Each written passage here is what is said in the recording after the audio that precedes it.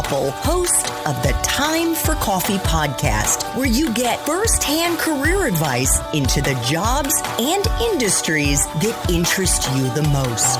And before we start today's show, I have a quick favor to ask you. If you haven't already, I'd be incredibly grateful if you give us a rating and a review on iTunes. And if you're like me, you need to do it now because you'll forget later and because it's the best way to help others who may be in search of career advice to find this free resource. So press pause if you haven't done it and do it right now.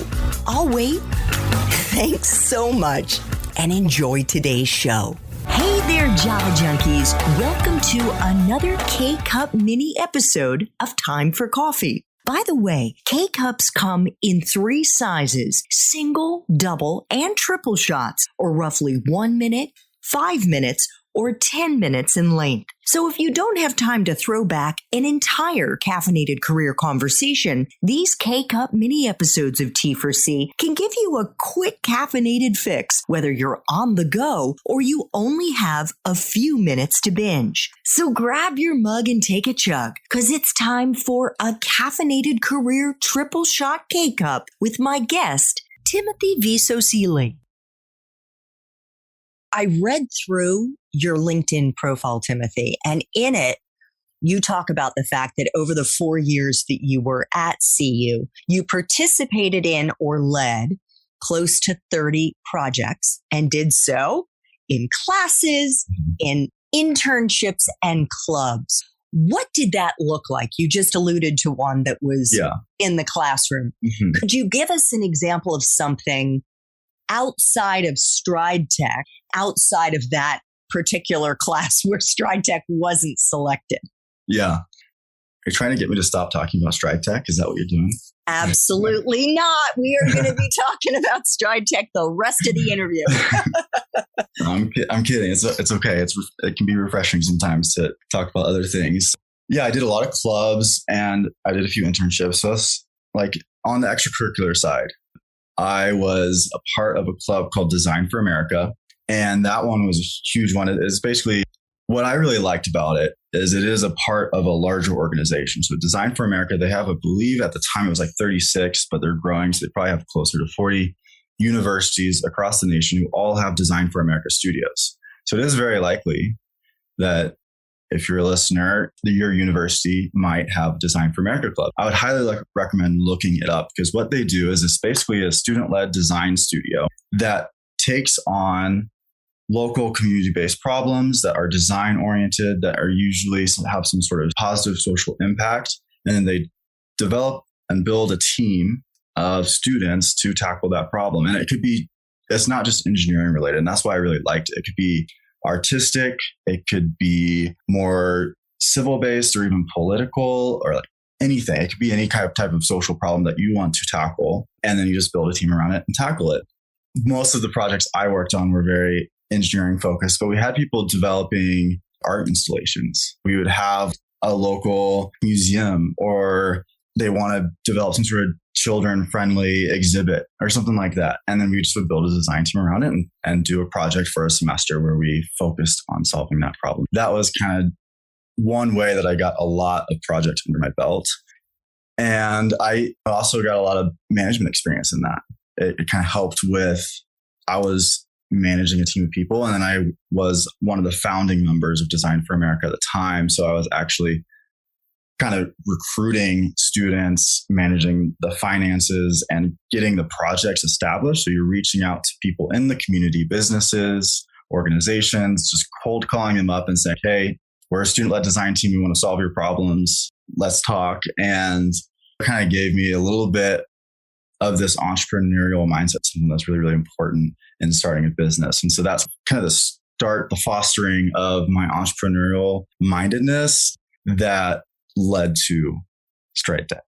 One of the internships that you had, I guess it was your junior year, was with iFlight, which was an early stage startup working on augmented and virtual reality solutions for people with disabilities.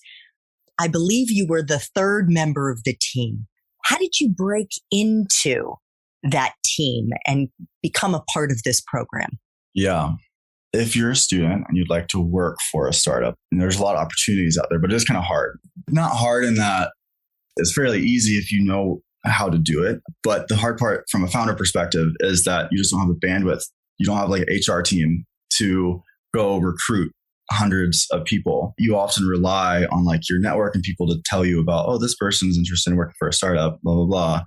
You usually only have like 2 or 3 applicants if you do put out a job description. So it's kind of different. What's nice though is that if you do get into that community, it is a tight-knit community and you can get those introductions. And there are even programs in universities to often help facilitate that. You'll be on a list of maybe 5 people. So you have a high likelihood of actually getting the job, which is really nice. And you have way more responsibilities with your job because you're not just like a small intern in a very large company. You're a big part of this company and you have a lot of responsibility. It's a great internship opportunity if you can find it. So what I did was we had a few programs. One was Startup Summer. It was like basically a program that would link startups with summer interns, and you would get to work for that startup for the summer. And then on top of that, they would pair all the interns into teams, and then those teams would have to start companies and then pitch them at the end of summer just as like a practice run for starting a business in only 3 months. That was just a program through the university. And I'm sure that there's a lot of similar programs in other universities that you can take advantage of once you're kind of into that startup community. So that's how I met iFlight, was like they were on the list of startups looking for summer interns, and I was applying to this startup summer program and I got linked up with them.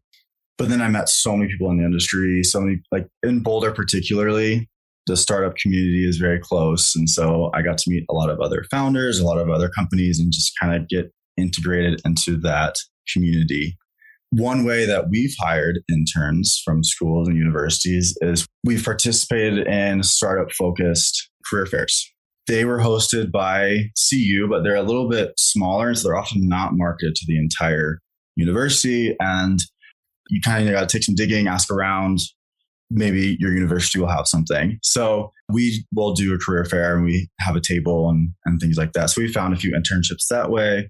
And then other than that, we've also utilized the universities. They use Handshake, which is like a university-based job board, and we will post there as well. And too many examples, but last one. I love it. Keep it coming. Professors are also a great way, especially if you are taking a class by a professor that does some sort of entrepreneurial focused thing or they're into entrepreneurship. I can't tell you how many professors I've had that have started companies or are doing research that they're hoping to start a company out of, or they're in the business side and they've done it on that side as well. So talk to them and just let them know, hey, like I would be interested in working for a startup. They will recommend, like I can't tell you how many times I get emails from professors and how many times I reach out to professors if I'm looking for something specific. Fantastic suggestions, Timothy. Thank you so much. What difference do you think all of those different hands-on experiences made in the way that you've been able to show up since graduation in building Stride Tech? Mm-hmm. Well, I'd say entrepreneurship and wanting to be a startup founder, your goal is kind of like to have experience that's a mile wide and an inch deep, which is almost counter to what a lot of other places will have you do. They want you to focus and do like really, really experience one area. But my goal is a mile wide and inch deep because you never know what you're going to be doing as a startup founder. I have an engineering degree. I haven't really done engineering for 80% of the last 3 years. I've worn so many different hats, and I'm just so glad that I got a little bit of experience in each one of these areas. I at least know the basics, and I can build on that when it comes time for me to come up with a marketing strategy for an equity crowdfunding campaign, for example. That's not something that you would typically do in engineering, but luckily I was able to take a class that had some marketing background. So that was very helpful. And so, yeah, that's the goal there. Is just a mile wide and an inch deep. And even though you started off, here's an example, at iFlight as a hardware engineer. You had to quickly pivot to become a design intern. What was that experience like, having to change roles midstream?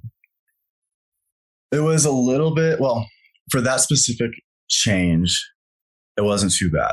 I got into engineering because I love design, and I actually have more artistic background. I love to draw and things like that. So I was happy to make that change. But in that same light, I was working for iFlight, and they brought me on, and I was going to design these augmented reality headset glasses. And so I was designing them. Then about halfway through the internship, they came to me and said, we've pivoted the company. We're no longer going to be a hardware company. We're not developing these glasses anymore because Oculus came out with a new headset that had the technology for them to be able to develop an app to do the same thing. And so they're like, we're now just going to be a software company. They asked me, like, do you want to continue this internship? What would you like to be doing? Which was really nice because when you're in a startup situation and there's only 3 of you, you can have this kind of like honest conversation about what you want to be doing and how you can help. And that was my main goal. Was like, this is a startup. I'm one of 3 people. I need to be pulling my weight and contributing and moving the needle for them. And they were even paying me as an intern, which I know is even rare for internships from big companies, and they're a startup. So I was like, I need to like really pull my weight. So I was like, just tell me what you need me to do and I'll do what I can to contribute. So yeah, they just gave me all kinds of research topics. They would just send me things to research, and I would like write a 1-page summary of this research with citations, and I would send that to them. Or one thing was they'd have me sit in a lot of meetings and take notes. But what I eventually started doing was I would sit in the meetings that were with customers and doing interviews on them reviewing the product, testing the product out, and things like that. Then they asked me, based on that information that I'm getting from sitting in on those meetings, to come up with a beta testing strategy. That was kind of my final deliverable as an intern for the company. Was I wrote up an entire beta testing strategy for their app. And so it just kind of is being honest with, I want to contribute. Just tell me what I can do and I'll do my best. Especially in a startup situation, it's a little challenging because oftentimes from the other side of it, you're not as used to having a bunch of interns or employees, and having like a concrete task list for the day is often not typical. So you're just having to relay information in real time and have them do things for you. Thanks for tuning in to this K-Cup mini episode of Time for Coffee. If you want to listen to our entire caffeinated career conversation, please check out the show notes for this episode. Thanks so much for listening to this latest episode of T4C. And if you're interested in learning more about my coaching services for confused college students and recent grads, feel free to check out the Time for Coffee website under the coaching tab at time4coffee.org, or text me at 202-236-5712. That's 202-236-5712.